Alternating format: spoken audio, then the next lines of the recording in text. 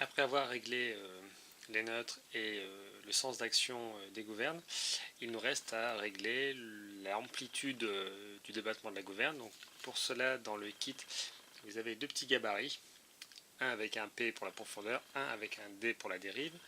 Donc vous prenez celui avec un P, vous le positionnez comme ceci au niveau du stabilisateur et nous allons braquer la profondeur à fond à cabret.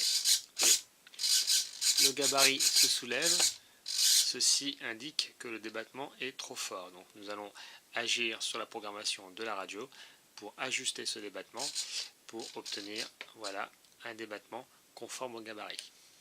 Et ceci dans les deux sens d'action. Sur la radiocommande utilisée pour régler donc cette valeur d'amplitude de débattement, nous allons appuyer sur la touche Exit, maintenir cette touche appuyée enfoncée et mettre sous tension l'émetteur. On arrive dans un menu qui va nous permettre donc de régler les courses et aussi l'exponentielle, on en reparlera peut-être un jour. Donc vous appuyez sur la touche Enter et nous arrivons donc sur le menu qui permet de régler les courses. Avec la touche Enter, nous allons pouvoir choisir la voie sur laquelle nous voulons agir, jusqu'à 6, et pour chaque voie, la course vers le haut ou vers le bas.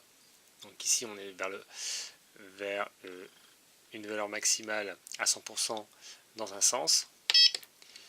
Dans l'autre sens, j'ai sélectionné la voie 2 sur la radio, la course qui me permet de régler la valeur en position cabrée. Donc je vais diminuer cette valeur, on passe à 75% et nous allons vérifier.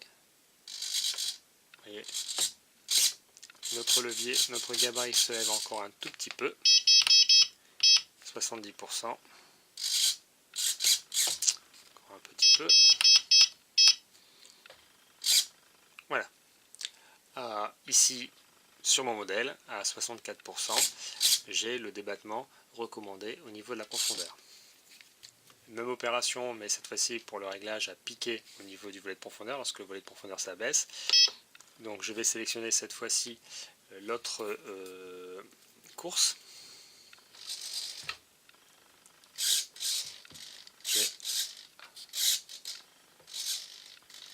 J'ai un peu trop, donc je vais également diminuer cette valeur.